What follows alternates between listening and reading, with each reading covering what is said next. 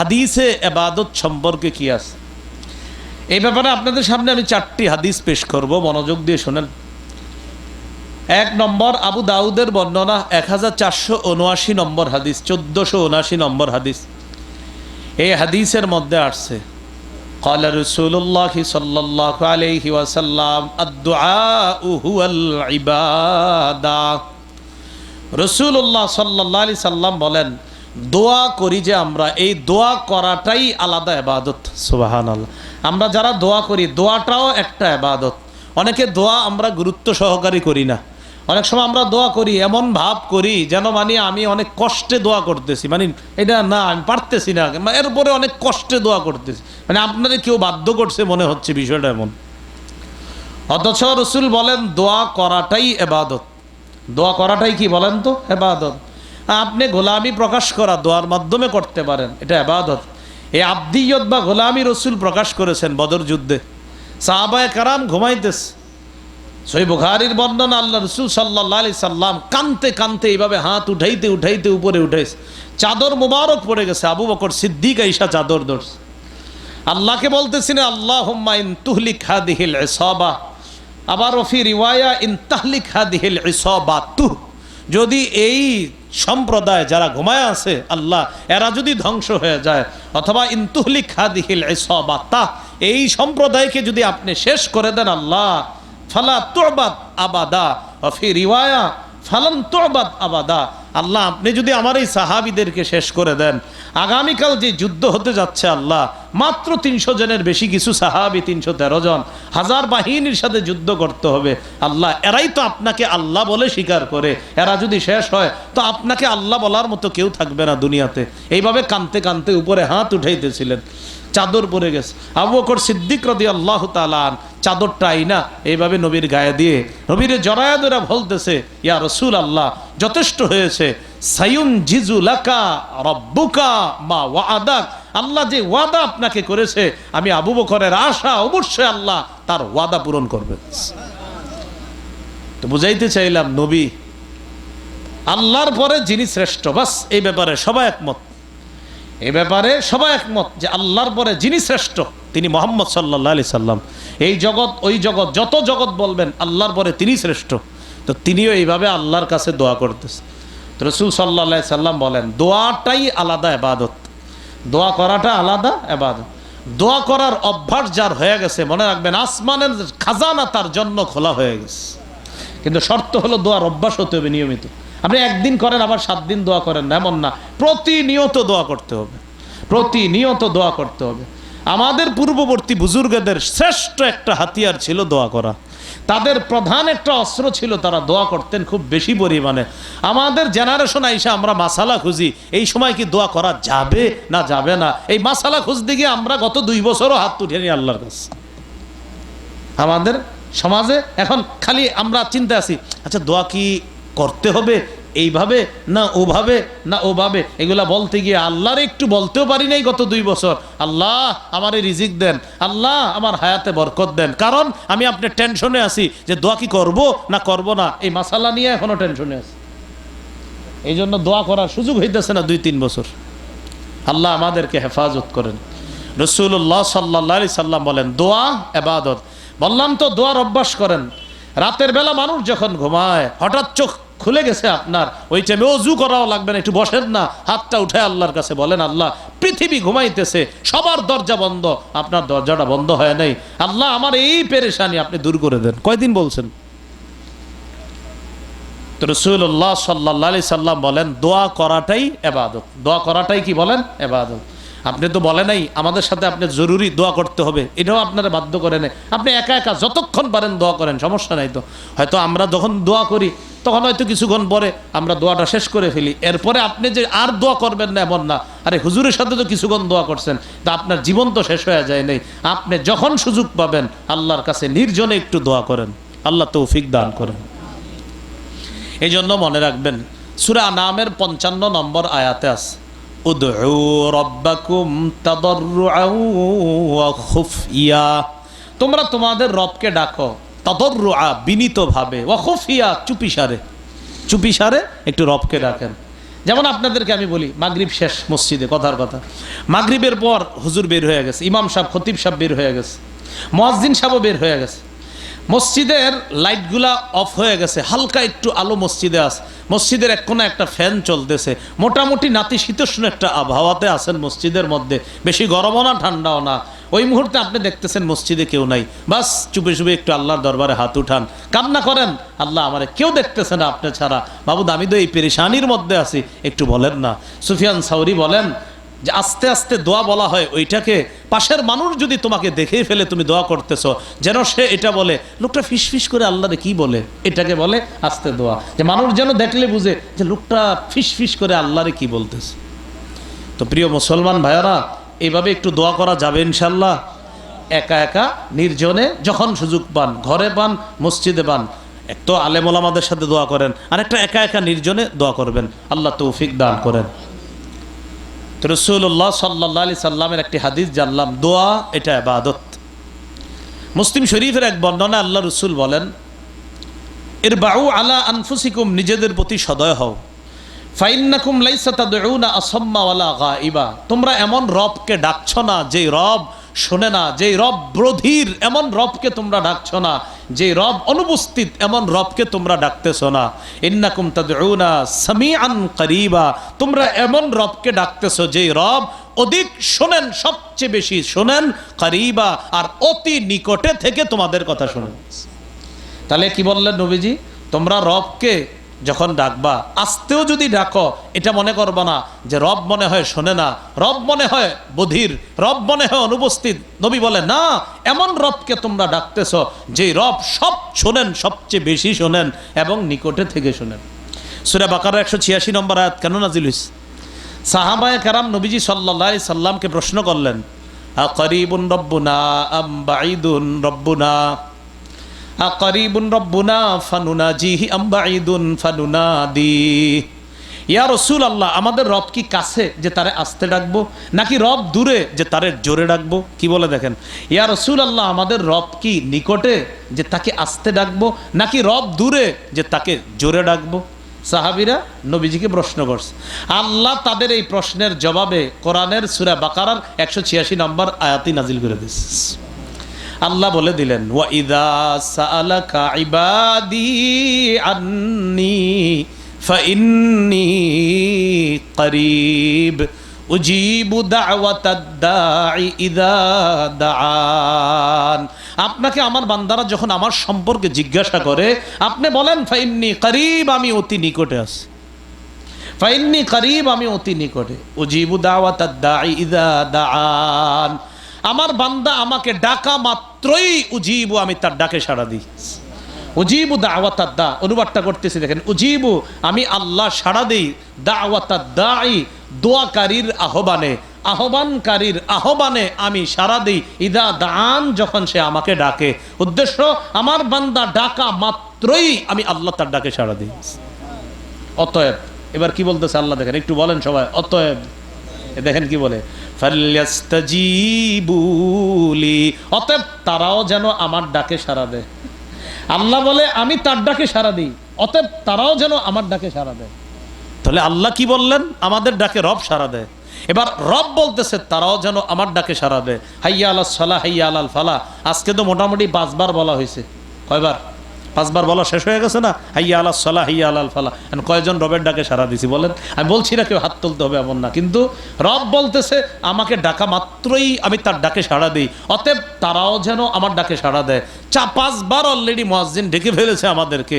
আল্লাহ মুয়াজ্জিনের মাধ্যমে সবচেয়ে শ্রেষ্ঠ আহ্বানটা আমাদেরকে করেছেন, হাইয়া আলাস সালাহ, আসো কল্যাণের দিকে, হাইয়া আলাল ফালাহ, আসো কল্যাণের দিকে। ইকামতের সময় মুয়াজ্জিন বলে ফেলছে, কদ কামাতিস সালাহ, নামাজ দাঁড়িয়ে গেছে, কদ কামাতিস সালাহ, নামাজ শুরু হয়ে গেছে। ও দোকানদার, শাটার লাগাও, আসো মসজিদে। কয়জন শাটার লাগাইছে? তাহলে কি শিখলাম? আল্লাহ বলে আমি তারা ডাকলেই সাড়া দেই, অতএব তারাও যেন আমার ডাকে সাড়া দেয়। না, আমরা তো সাড়া দিই না। আল্লাহ আমাদেরকে হেফাজত করেন। তাহলে রব আমাদের ডাকে সাড়া দেয়, আমরাও রবের ডাকে সাড়া দিব। কি শিখলাম? রব আমাদের ডাকে সাড়া দেন, আমরাও তার ডাকে সাড়া দিব। আজকে থেকে ইনশাআল্লাহ 5 ওয়াক্ত সালাত সময় মতো মসজিদে আমরা আদায় করার চেষ্টা করব ইনশাআল্লাহ। তো আবু দাউদের হাদিস শোনাই দিয়েছিলাম 1479 নম্বর হাদিস, আদ-দুআউ হুয়াল ইবাদা, দোয়া করাটাই ইবাদত। 4টা হাদিস শোনানোর কথা। এবার দ্বিতীয় হাদিস, তিরমিজির বর্ণনা 2201 নম্বর হাদিস, এটা মুসলিমও আছে। রাসূলুল্লাহ সাল্লাল্লাহু আলাইহি সাল্লাম বলেন, আল ইবাদাতু ফিল হারজি কাহিজরাতিন ইলাইয়া, কলহ বিপর্যয়ের সময় ইবাদত করা, ফিতনা ফাসাদের জামানায় ইবাদত করা, কাহিজরাতিন ইলাইয়া, আমি নবীর কাছে হিজরত করার মতো ফজিলতপূর্ণ আমল করল। কলহ বিপর্যয়ের সময় ইবাদত করা, ফিতনা ফাসাদের সময় ইবাদত করা, কাহিজরাতিন ইলাইয়া, কেমন যেন আমি নবীর কাছে হিজরত করলে যেই মূল্য যেই সওয়াব, ফিতনার জামানায় যারা ইবাদত করবে তারাও কেমন যেন আমার কাছে হিজরত করার মতো সওয়াব অর্জন করবে। ফিতনার জামানা কিন্তু চলতেছে, কলহ বিপর্যয়ের জামানা চলতেছে। এই জন্য আবু দাউদের এক বর্ণনায় আল্লাহ রসুল বলেন, এই জামানায় একজন আমল করবে তাহলে তার আমল নামায় আজরু খামসিনা, 50 জনের সওয়াব দেওয়া হবে। সাহাবীরা বললেন, হুজুর কোন 50 জন? যেই জামানায় লোকটা ইবাদত করবে ওই যুগের 50 জন নাকি অন্য যুগের? নবীজি কয়, না ওই যুগের না, আমি নবীর সামনে যে সাহাবী তোমরা আছো তোমাদের 50 জনের সওয়াব ওই যুগের একজনকে আল্লাহ দান করবে। এই ভাই বুঝছেন কথাটা? কোন 50 জন? এই যুগের 50 জন না, নবী বলছে তোমাদের বাল আজরু খামসিনা মিনকুম, তোমাদের 50 জনের সওয়াব আল্লাহ তাদেরকে দান করবেন। তো কি শিখলাম? ইবাদত করা কলহ বিপর্যয়ের সময়। হাদিসে আরেকটা পাইলাম ইবাদতের কথা। এবার তৃতীয় হাদিসটা শোনেন, মুসনাদে আহমদ 6895 নম্বর হাদিস। এই হাদিসের মধ্যে আসছে, ক্বালা রাসূলুল্লাহি সাল্লাল্লাহু আলাইহি ওয়াসাল্লাম, ইন্নাল আবদা ইযা কানা আলা তরিকাতিন হাসানাতিন মিনাল ইবাদা সুম্মা মারিদা কিলা লিল মালাকিল মুআক্কালি বিহি উকতুব লাহু বিমিসলি আমালিহি ইযা কানা তালিকা। রাসূলুল্লাহ সাল্লাল্লাহু আলাইহি সাল্লাম বলেন, কোন বান্দা যখন ইবাদতের সঠিক পদ্ধতি গ্রহণ করে, ইবাদতের সঠিক পদ্ধতি গ্রহণ করার পর সুম্মা মারিদা, লোকটা অসুস্থ হয়ে গেছে। আপনাদের এই জায়গার এক ব্যক্তি প্রতিদিন নফল নামাজ পড়ে একটা সময়, যেটা আমরা জানি বা জানি না, কথার কথা আপনি পড়েন, আমরা জানতেও পারি নাও জানতে পারি, প্রতিদিন আপনি এই নফল ইবাদতটা করেন। আল্লাহ জানে আমার এই বান্দা প্রতিদিন করে, এটা আল্লাহ জানে। হঠাৎ আপনি একদিন অসুস্থ হয়ে গেছেন। খুব মন দিয়ে শোনেন হাদিসটা।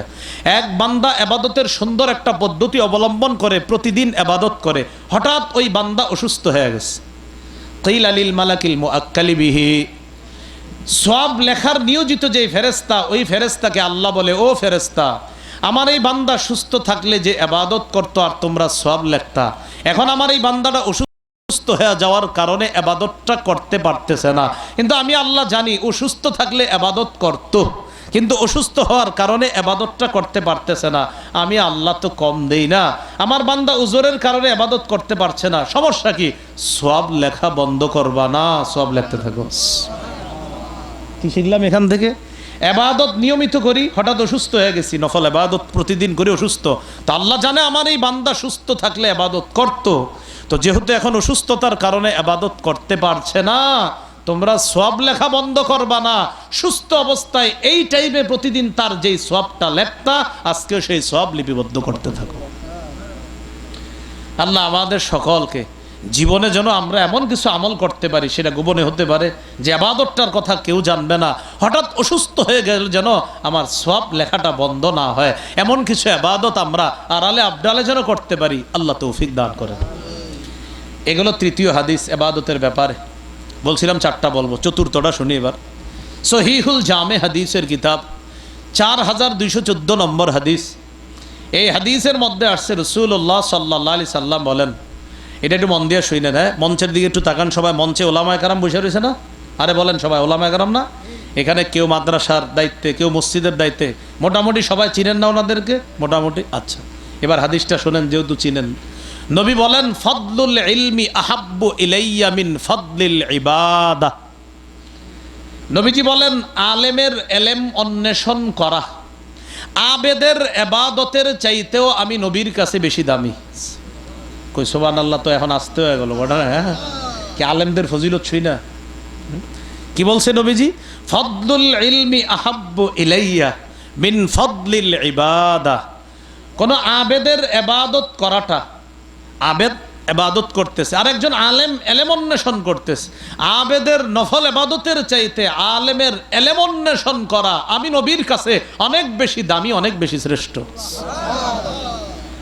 আলেমদের মর্যাদা কম না অনেক বেশি?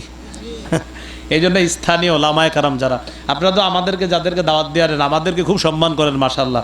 আমি মাঝে মাঝে চিন্তা করি যে এই সম্মান স্থানীয় ওলামাদেরকে আপনারা করেন কিনা, এটা আমার টেনশন না। কারণ আমাদেরকে আসলে মনে হয় যে এত সম্মান মনে হয় হুজুরদেরকে করেন যে পৃথিবীর আর কাউরে করেন না। কিন্তু বিষয়টা হলো আমি যাওয়ার পরে আর আসার আগে মাঝে মাঝে চিন্তা হয় যে আমাদেরকে দাওয়াত দিয়ে আনেন যারা যেই সম্মানটা দেন, স্থানীয় ওলামাদেরকে ওই সম্মান করেন কিনা, এটা প্রশ্ন রেখে গেলাম। এটা চিন্তা করে দেখবেন। হ্যাঁ, যদি বলেন যে না আপনাদের মতো করা হয় না, তাহলে আপনি দূর দূরান্ত থেকে কেন আমাদেরকে আনবেন? আপনি আপনার এলাকার আলেমদের সম্মান করছেন না, তো দূরের আলেমকে কেন আনবেন? আপনি আপনার এলাকার স্থানীয় ওলামাদেরকে সম্মান যদি না করেন, তো দূরের আলেমকে আইনা কেন আপনি উপর দিয়ে দেখান হুজুর আপনারা অনেক সম্মান করি? এটা তো কেমন যেন উপর দিয়ে দেখানো হলো। এজন্য স্থানীয় আলেমদেরকে সবার চেয়ে বেশি সম্মান করবেন। এরপর দূর থেকে যিনি আসবে তিনি এসে 1-1.5 ঘন্টা থাকবে, বাস আবার চলে যাবে। কিন্তু স্থানীয় আলেম তিনি আপনার এলাকায় থাকবে, আপনার সাথে তার ওঠা বসা, আপনার সাথে তার লেনদেন হবে, আপনার সাথে তার মাসালা আদান প্রদান হবে। অতএব তার সম্মানটা হবে যাদেরকে দাওয়াত দিয়ে আনেন তাদের চেয়ে বেশি। আমারে আনছেন, বছরে আমি একদিন আসছি, আর যিনি আসছেন তিনি প্রতিদিন থাকে, তো সম্মানটা কারে বেশি করা দরকার ছিল? যিনি আপনার এই এলাকার দায়িত্বে আছে, যিনি আপনার সামনে আল্লাহু আকবার বলে ইমামতিতে দাঁড়ায়, যিনি আপনার বাচ্চাকে শিখাইতেছে বলো আলিফ বা তা সা হামজা লাম জবর আল, হামিম জবর হাম, দাল পেশ দু, বলো আলহামদু। আপনার বাচ্চারে হাতে খড়ি যার হাতে হচ্ছে, আপনি তো তাকে বেশি সম্মান করা দরকার। যেন আমাদের মাঝে একটা মানসিকতা এটা আছে, আমরা শাইখুল হাদিসকে অনেক বেশি সম্মান করি, মক্তবের উস্তাদকে ওই সম্মানটা করি না। অথচ আমারে আলিফ বাতা আমি যে কলা কলা রসুলুল্লাহটা শুদ্ধভাবে বলি, এটা শিখছি কি শাইখুল হাদিসের কাছে না মক্তবের হুজুরের কাছে? এইগুলো আমি মাঝে মাঝে বলি যে আমি শিখলাম আমার হাতে খড়ি যেখানে ফাউন্ডেশন। তো ওই উস্তাদদেরকে আমরা একটা সময় কেমন জানি ভুলে যাই। আমার যে মক্তবের কোনো উস্তাদ ছিল কেমন যেন আমরা ভুলে যাই। তবে আমি তো আলহামদুলিল্লাহ গর্বের সাথে আমার কোনো উস্তাদকে আমি একদিনও পড়ছি আজ পর্যন্ত আমি বলি না। একদিনও যদি পড়ে থাকে আমার কোনো উস্তাদ, আলহামদুলিল্লাহ সুম্মা আলহামদুলিল্লাহ, সে আমার আলিফ বাতার উস্তাদ হোক আর যে উস্তাদ, আমার একজন উস্তাদকেও আমি পর্যন্ত ভুলি নাই। ইনশাল্লাহ আমি সবার নাম বলে দিতে পারবো, আমার যত উস্তাদ, সেটা মক্তবের বলেন আর সেটা আমাদের গ্রামের ওই সকালবেলার বক্তব্যে বলেন, ওই হুজুরের নামে আমি বলতে পারবো। এটা কেন বললাম? এই কারণে বললাম আপনার এলাকার ওলামায়ে কেরাম যারা আছে, তিনি নুরানি মক্তবের হোক, তিনি হাফিজি মাদ্রাসার হোক, তিনি মসজিদের ইমাম হোক, তিনি সকালবেলা আপনার সন্তানকে কায়দা পড়াচ্ছে ওই আলেম হোক, তাদেরকে যথাযথ অন্তর থেকে সম্মান করবেন। দেখবেন ইনশাল্লাহ আপনাদের জীবনেও আল্লাহ বরকত দান করবেন। তাহলে আলেমদের মর্যাদা আল্লাহ রসুলের কাছে অনেক বেশি। যাই হোক, আজকের আলোচনার তৃতীয় আলোচনাটা আমরা শেষ করলাম। 3 নম্বর আলোচনা ছিল হাদিসের মধ্যে ইবাদত সম্পর্কে কি আছে, এই ব্যাপারে 4টা হাদিস আমরা জেনেছিলাম। আবু দাউদ থেকে জানলাম দোয়া করাটা ইবাদত, তিরমিজি থেকে জানলাম ফিতনা ফাসাদের জামানায় ইবাদত করা নবীর কাছে হিজরত করার মতো, মুসনাদে আহমদ থেকে জানলাম একটা ভালো ইবাদত নিয়মিত করতে করতে যদি অসুস্থ হয়ে যান, অসুস্থ হওয়ার পরও আপনার সওয়াব বন্ধ হবে না। 4 নম্বরে জানলাম যে একজন আবেদের ইবাদতের চাইতে একজন আলেমের ইলম অন্বেষণের ফজিলত মর্যাদা আল্লাহ রাসূলের কাছে বেশি। এখান থেকে বললাম উলামায়ে কেরাম যারা আছে তাদেরকে যথাযথ সম্মান যেন করতে পারি, আল্লাহ তৌফিক দান করেন।